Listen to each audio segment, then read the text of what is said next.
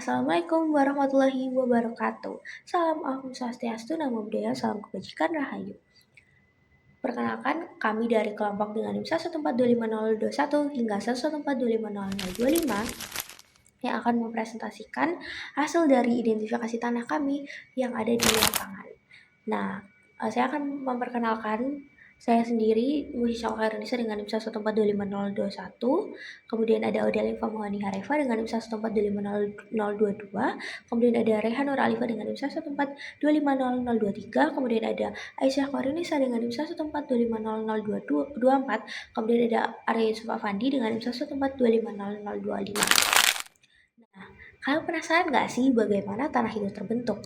Jadi tanah itu nggak akan terbentuk nih guys. Ada beberapa faktor yang mempengaruhinya.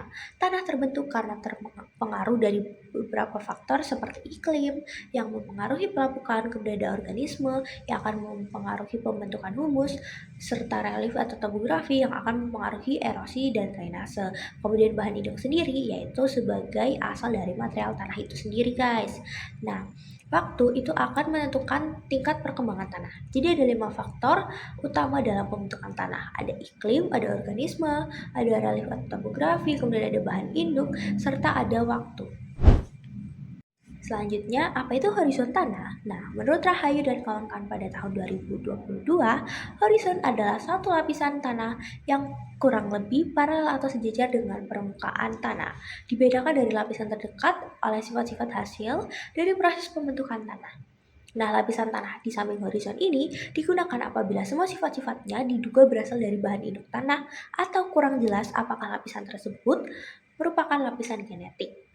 Lapisan tanah adalah lapisan horizontal yang terjadi karena proses geogenesis, sehingga batasnya sangat tegas. Sedangkan untuk horizon tanah sendiri adalah lapisan horizontal yang terjadi karena proses pedogenesis, sehingga batasnya tidak jelas. Jadi bisa dibedakan ya guys. Kemudian saya akan menjelaskan tentang apa saja sih horizon-horizon yang terdapat pada tanah. Di mana horizon tanah itu terdiri dari ada 6 lapisan, yaitu ada horizon O, ada horizon A, horizon E, horizon B, horizon C, dan terakhir adalah horizon R. Nah, tiap-tiap lapisan tersebut mempunyai karakteristik yang berbeda-beda pula. Seperti horizon O itu merupakan lapisan yang mempunyai banyak lapisan organik atau humus. Kemudian ada horizon A, yaitu merupakan tanah atas atau yang sering disebut sebagai topsoil. Dan kemudian ada horizon E, yaitu merupakan lapisan pencucian atau lapisan eluviasi. Kemudian ada horizon B, yang merupakan lapisan penimbunan atau iluviasi. Kemudian ada horizon C, yaitu lapisan yang mengandung banyak bahan induk yang melapuk. Dan lapisan terakhir merupakan horizon R, yang berisi batuan-batuan induk yang sangat keras. Nah, itu semua merupakan jenis-jenis horizon-horizon yang ada pada tanah. Kemudian saya akan menjelaskan mengenai identifikasi tanah di lapangan, yang dimana ini merupakan lapisan paling atas atau lapisan pertama yang tampak pada tanah yang kelompok kami identifikasiin di lapangan, yang dimana kami mengidentifikasi ini sebagai lapisan pertama yang dimana sebagai horizon O dengan ciri-ciri sebagai berikut, yaitu warnanya coklat gelap kehitaman, banyak akar dan bahan organik, kemudian lapisan paling atas, dan tanahnya itu relatif gembur. Nah, proses identifikasinya di antara lain seperti mengidentifikasi tekstur, yang dimana teksturnya itu geluh lempungan yang terdapat pada harkat 2, yang kedua kemudian singkapan batuannya yaitu tidak berbatu atau sangat sedikit berbatu, yaitu harkat 1, dan ketiga itu kondisi lingkungan, di mana kondisi lingkungan dalam identifikasi lapangan ini yaitu lingkungannya itu lembab dengan vegetasi rapat, drainasenya itu cukup baik, dan kondisi kemiringan lerengnya itu belum dapat diketahui karena pada saat itu kelompok kami belum mengukurnya.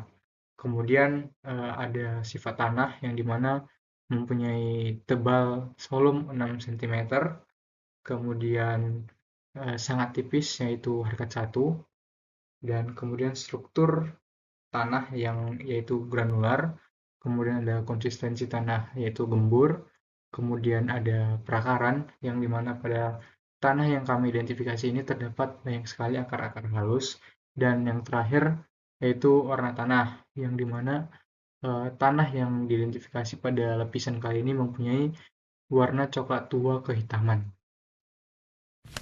Untuk lapisan yang kedua atau horizon A itu, yang pertama untuk ciri-cirinya itu warnanya lebih terang, coklat kekuningan. Yang kedua akarnya itu mulai berkurang. Dan yang ketiga tanahnya lebih padat. Untuk identifikasi tanahnya, yang pertama itu teksturnya geluh pasiran. Dua, singkapan batunya itu sedikit sekali berbatu. Yang ketiga, kondisi lingkungannya itu agak lembab. Lalu untuk kemiringan lerengnya tidak dapat diketahui karena tidak diukur. Yang keempat, sifat tanahnya itu tebal solumnya 10 cm atau sangat tipis. Yang kelima, strukturnya itu gumpal membulat atau subangular blocky. Yang keenam, konsistensinya itu agak teguh. Yang ketujuh, perakarannya itu sedikit. Dan yang terakhir atau yang kedelapan itu warna tanahnya coklat kekuningan. Yang selanjutnya untuk lapisan ketiga atau horizon C itu, untuk ciri-cirinya, yang pertama warnanya pucat kekuningan, yang kedua materialnya itu lebih kasar, dan yang ketiga hampir tidak ada akar. Selanjutnya untuk identifikasi tanah, yang pertama teksturnya itu pasiran, yang kedua singkapan batuannya itu sedikit berbatu, yang ketiga kondisi lingkungannya itu relatif lebih kering, dan untuk kemiringannya lerengnya tidak dapat diidentifikasi karena tidak diukur. Yang keempat, sifat tanahnya itu tebal solumnya 129 cm atau sangat tebal. Yang kelima, strukturnya itu masif atau pejal. Yang keenam, konsistensinya itu padat. Yang ketujuh, perakarannya itu sangat sedikit. Dan yang terakhir atau yang kedelapan itu warna tanahnya kuning pucat kecoklatan. Penentuan jenis tanah dilakukan menggunakan kunci determinasi berdasarkan karakteristik morfologi profil tanah yang diamati di lapangan. Pertama, ditemukan adanya diferensiasi horizon tanah berupa horizon A, B, dan C. Hal ini menunjukkan bahwa tanah telah mengalami perkembangan profil yang cukup jelas. Kedua, tidak ditemukan gejala gley yang mencolok. Kondisi ini menunjukkan bahwa tanah tidak mengalami genangan air secara terus-menerus. Ketiga, susunan horizon yang ditemukan adalah A, B, C. Selain itu, warna tanah yang dominan adalah merah, coklat, hingga kuning. Seluruh atau hampir seluruh profil tanah memperlihatkan warna merah, kecoklatan, hingga kuning, kecoklatan yang menunjukkan tingkat pelapukan yang cukup. Lanjut. Struktur tanah umumnya beragregat dengan struktur remahan dan konsisten yang gembur. Pada horizon B ditemukan struktur remahan hingga gumpalan lemah dengan warna merah, kuning, dan coklat. Berdasarkan karakteristik tersebut, kondisi pH yang cenderung asam, maka tanah yang diamati diidentifikasi sebagai tanah latosol. Untuk karakteristik tanah latosol merupakan tanah yang berkembang di daerah tropis dengan curah hujan tinggi dan proses pelapukan yang intensif. Pada horizon O, tanah memiliki porositas tinggi, permeabilitas relatif baik, serta kandungan bahan organik yang tinggi. Pada horizon A, kandungan bahan organik mulai berkurang, porositasnya berada pada kategori sedang, dan permeabilitasnya mulai menurun. Sementara pada horizon C, porositas dan permeabilitas cenderung rendah hingga sedang, setara kandungan bahan organiknya sangat rendah. Tanah latosol umumnya memiliki pH masam hingga agak masam, yaitu sekitar 4,5 sampai 6,0. Kondisi ini disebabkan oleh pencucian biasa yang intensif akibat curah hujan tinggi serta proses pelapukan yang berlangsung dalam waktu lama. Nah, lokasi dari pengambilan sampel tanah serta lokasi lapangan kita itu berada di Desa Sri Mulyo, Kecamatan Piungan, Kabupaten Bantul, Daerah Istimewa Yogyakarta. Nah, untuk letak geografisnya itu berada di 7 derajat 50 detik 20,3 menit lintang selatan dan 110 derajat 27 detik 39,9 menit di bujur timur. Nah, lokasi kita itu berada di dengan vegetasi yang rapat, namun di situ terdapat seperti longsoran, seperti singkapan yang di atasnya itu ada vegetasinya, ada tumbuhan. Kemudian kita tuh mengidentifikasi dari tanah yang terlihat tersebut seperti pada dokumentasi berikut ini. Itu ada analisa potensi tanah. Tanah latosol umumnya berkembang pada daerah beriklim basah dengan curah hujan tinggi dan vegetasi cukup rapat. Tanah ini memiliki perkembangan profil yang cukup baik dan volum relatif dalam sehingga mendukung perkembangan akar tanaman. Potensi permanfaatan itu ada pertama itu yang cocok untuk tanaman perkebunan kopi, kakao, karet, kelapa, dan cengkeh. Yang kedua itu ada cocok untuk tanaman hutanan dan agroforestry. Yang ketiga itu dapat dimanfaatkan untuk pertanian lahan kering apabila dilakukan pengelolaan unsur hara dan bahan organik.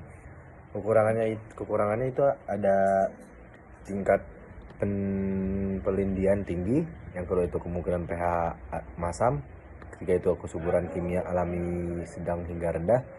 Untuk meningkatkan produktivitas tanah itu ada yang pertama itu penambatan bahan organik rutin, pengampuran bila pH terlalu asam, permukaan P dan K, konservasi lereng untuk mencegah erosi.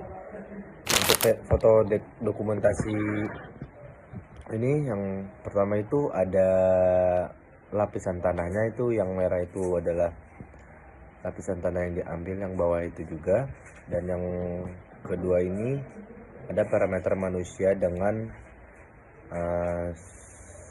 lapisan tanahnya. Yang ketiga itu ada kelompok kita dan juga yang berada di wilayah yang sedang diuji. Ya mungkin cukup sekian, terima kasih.